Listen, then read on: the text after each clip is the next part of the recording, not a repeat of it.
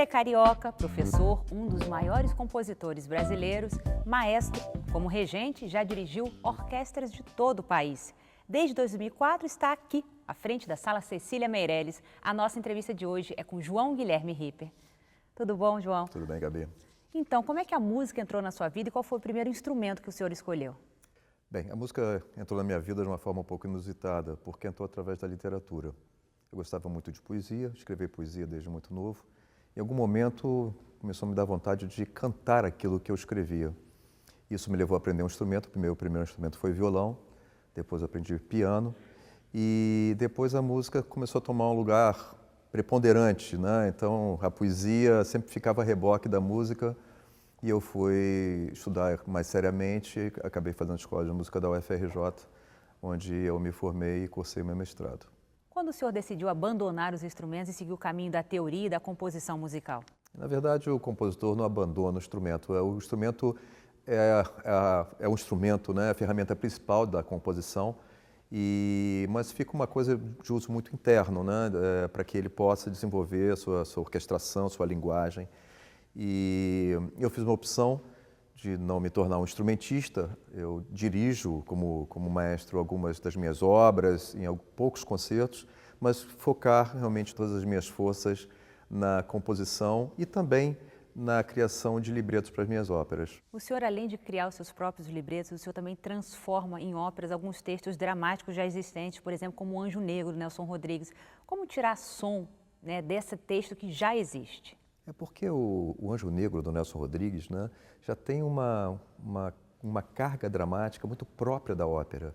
O Nelson tinha essa proximidade com a ópera e o que nós percebemos na hora de trabalhar com esse texto, né, foi exatamente essa carga poderia ser facilmente transportada para a ópera. E isso eu fiz em 2003, essa ópera foi levada em São Paulo. Em 2012, para o centenário do dramaturgo, eu reescrevi completamente o Anjo Negro, porque a primeira versão não me satisfazia numa série de quesitos, principalmente na questão dessa transposição. Eu acho que ela poderia ser muito melhorada e foi o que eu fiz. E ela foi apresentada aqui no Escola de Artes Visuais do Parque Lage. E uma outra ópera minha, que também é baseada em peça de teatro, é O Diletante, que eu escrevi em 2014, estreou na Escola de Música da UFRJ, e que é totalmente baseada na peça homônima do Martins Pena, que é um escritor, um dramaturgo brasileiro do século XIX. O que eu fiz foi transportar a ação de 1840, quando ela se passa no original, para os anos 50, 1950, em Copacabana, quando estava nascendo a Bossa Nova, o samba-canção, quando o Brasil, de alguma forma, se redescobria. Isso me deu a oportunidade de utilizar vários materiais, inclusive, da música popular. O senhor compõe mais por encomenda ou por vontade própria? E quando é por encomenda, é mais difícil? Hoje em dia tem sido mais por encomenda, mas sempre tem eu descubro minha vontade própria dentro da encomenda, até porque ela nunca é rígida a um ponto de me tornar, de me tolher criativamente, digamos assim. Há muito tempo que eu não faço porque quero fazer determinado tipo de coisa, mas todas as encomendas têm sido muito prazerosas, como, por exemplo, o ano passado, em que eu fui comissionado pelo Festival Amazonas de Ópera, que é o mais importante do país, né, talvez da América Latina, para escrever uma ópera especialmente para a 18ª edição, celebrando a 18ª edição desse evento, que é realmente importante para a ópera brasileira. E eu escrevi Onyama, que é baseado num mito indígena, num mito que explica o eclipse solar, e escrevi uma ópera para público infanto-juvenil, que foi estreada lá em Manaus, na edição do ano passado, em maio, no final de maio. Compor é uma atividade muito solitária. Já o maestro tem que lidar com uma orquestra toda. Como é essa relação do maestro com a orquestra? É uma relação complicada? É uma relação complicada no sentido de que você tem que convencer 60, 70, 80 músicos que aquela concepção da obra que você está regendo, que eles estão tocando, é a correta. Você imagina quantas pessoas, quantos maestros regem, vamos dizer, a quinta de Beethoven? E chega um novo maestro para a mesma orquestra e diz, olha, essa concepção não é que ela seja melhor ou pior do que as outras que vocês já tocaram, mas é uma concepção minha que eu queria compartilhar com vocês e que vale a pena vocês tentarem fazer. Eu acho que é um trabalho muito de convencimento. Passa por uma questão de autoridade? Sim, passa, mas é muito mais de convocar do que propriamente de demandar. Muitas vezes estamos assistindo às óperas, não sabemos o que o regente está fazendo. Como é regência? Qual a função da mão direita, qual a função da mão esquerda? Em geral, não exclusivamente, a mão direita bate o tempo. Enfim, o que é o compasso que os músicos veem na partitura, né? O primeiro gesto é sempre para baixo, porque ele marca o início do compasso. A mão esquerda marca a expressão, se é mais piano, se é mais forte, se tem que crescer, se tem que diminuir. Isso é usual. Às vezes, essas funções se misturam um pouco. Você rege, inclusive, com o olhar, com um gesto, talvez com uma expressão facial, você consegue transmitir o que você quer dizer naquele momento para a orquestra. O senhor é um dos maiores compositores brasileiros. Quando o senhor entrou aqui na Sala Cecília Meirelles, criou um projeto para incentivar novos compositores. Como o senhor vê o mercado hoje?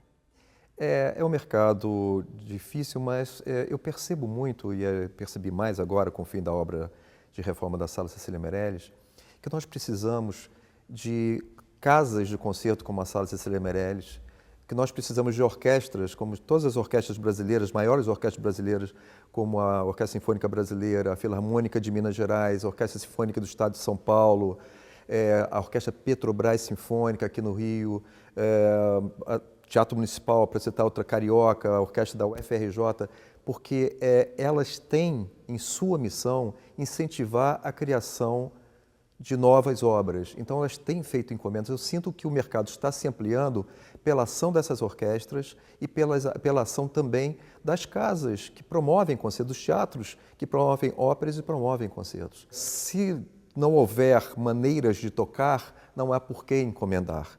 Então, é nossa função, quanto Sala Cecília Meirelles, como eu acho que é a função de cada um desses organismos que eu citei, de promover, de incentivar e de encomendar novas obras. E qual o repertório que passa aqui na Sala Cecília Meirelles? Gabi, é um repertório eclético.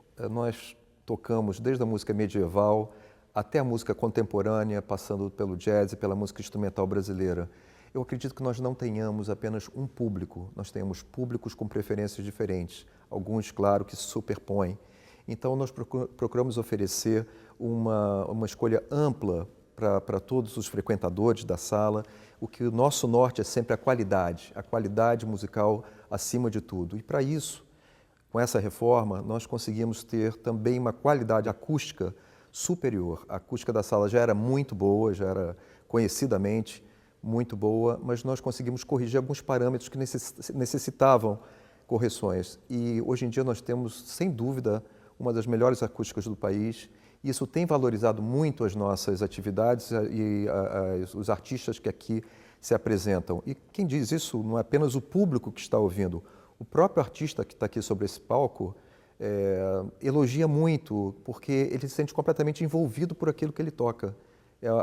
Há um retorno natural do que ele está executando, e isso favorece muito a criação, isso favorece muito a performance, enfim, e a interpretação de grandes obras do repertório e de novas obras também. Tem algum estilo que o senhor ainda pretende trabalhar que ainda não conseguiu contemplar aqui nessa casa? Bom, como eu te falei, a gente trabalha com uma escolha muito ampla, né, de repertório, muito diversificada. O estilo que eu ainda não trabalhei é aquele que está sendo criado agora, e a gente procura estar passo a passo com a contemporaneidade, trazendo a sala. Nós temos aqui um auditório, era um auditório, agora uma sala multiuso, chamada Espaço Guilmar Novaes, que é muito propícia para esse tipo de coisa. Então, nós temos também espaço para música experimental.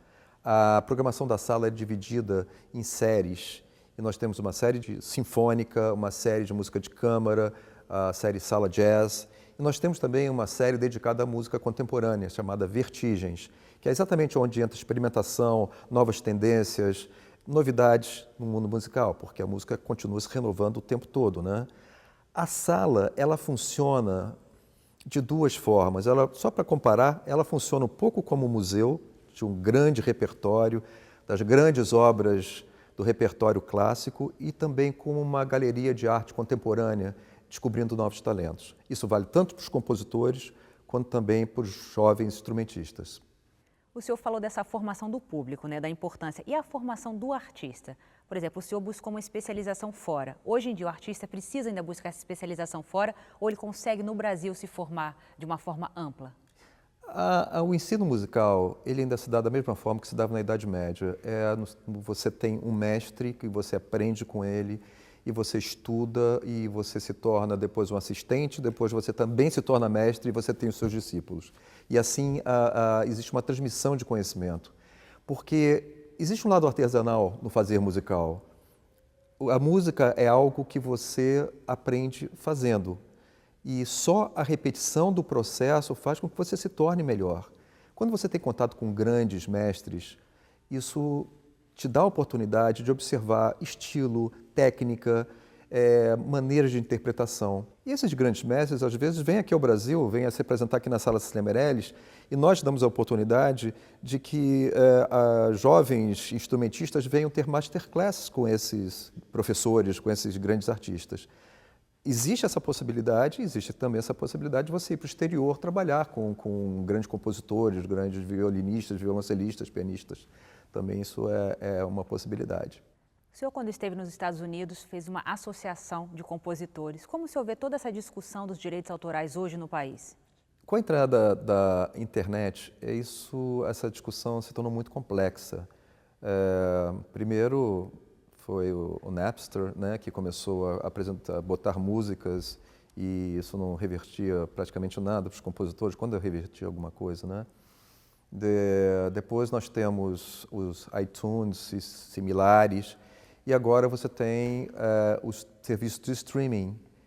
E acho que toda essa questão precisa passar por uma grande discussão, né? Hoje em dia, por exemplo, os rendimentos que você consegue com um CD nem se compara, mas nem de perto ao que se conseguia com as gravações há algum tempo atrás.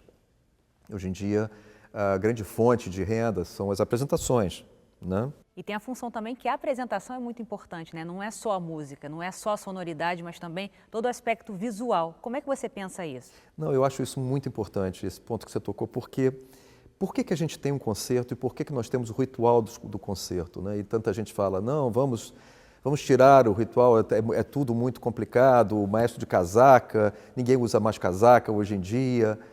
Na verdade, o que a gente faz é isolar esse evento do cotidiano. O que a gente quer é isso, é tornar aquele momento muito especial. A gente faz isso na vida inteira. A gente faz isso quando a gente casa, a gente faz isso num aniversário que é muito especial, numa celebração, a gente isola, a gente faz uma festa, a gente cria todas as condições para que aquele evento saia da rotina. E é o que a gente faz também. Então, por mais que eu seja favorável a que se simplifique um pouco esse ritual, eu sou completamente contra abolir esse ritual. Eu acho ele importante porque é um momento que você não está falando ao celular, em que você não está na frente da internet, que você está ali para ouvir música, se emocionar, ter um contato espiritual com a arte e com a ideia de um compositor. Isso merece toda a atenção, né? Então, acho que isso é muito importante. A gente tem que dar muita atenção em relação a esses processos que às vezes tentem eliminar ou simplificar o que é, na verdade, o cerne da música. Não é o cerne, mas enfim, mas é uma parte importante do fazer musical. Como é o seu processo de criação? Gabi, é uma pergunta complexa, porque nem sempre se dá da mesma forma, mas vamos lá, começa com uma ideia. Essa ideia, eu começo a trabalhar em cima dela, a mastigar essa ideia, a desenvolver essa ideia. Nem sempre ela dá em alguma coisa, às vezes ela acaba na lata de lixo e eu vou buscar uma outra ideia. E assim por diante, até que isso começa a tomar corpo. Eu penso muito na forma, por exemplo, quando eu estou trabalhando numa sinfonia, como é o momento agora, eu estou trabalhando numa sinfonia, uma peça sinfônica para a Orquestra Filarmônica de Minas Gerais, eu penso como é que eu quero a arquitetura geral. E a partir disso eu começo a trabalhar nas sessões que vão constituir essa forma, essa grande forma. Mas a ideia é o ponto de partida de tudo e a partir disso eu trabalho muito, né? A ideia, aquela imagem do compositor que abre a janela, tem um raio de luz, ele está inspirado, escreve, para mim passa longe. Eu tenho muito trabalho, muita transpiração, 80% de transpiração, uns 20% vai, alguma aspiração, talvez uns 5% de inspiração. Aqui, conversando com o senhor, a gente percebe esse amor, esse apreço que o senhor tem pela música. Como o senhor tenta passar isso, tanto como compositor, como maestro? Como compositor, eu tento passar pelo amor que eu tenho a compor aquela obra. E para mim é um grande prazer poder compartilhar isso com o público. Eu antecipo muito esse momento em que a obra vai nascer, por exemplo, ou vai ser apresentada por uma segunda, terceira, quarta ou quinta vez, mas quando ela vai nascer, sobretudo, porque é a primeira vez que aquilo vai ser apresentado ao público. E sem o público não tem sentido ela existir, ela só se completa ali. Como regente, é o inverso da moeda. É trazer para o público a ideia do compositor que escreveu aquela obra. É ser o mais fiel possível, dentro do entendimento que eu tive ao estudar a partitura, o mais fiel possível na minha interpretação, trazer essa ideia ao público que está ouvindo. João, muito obrigada pela sua entrevista, por abrir aqui a sua casa e um pouco da sua história para a gente. Obrigado a você, Gabi. Foi um prazer.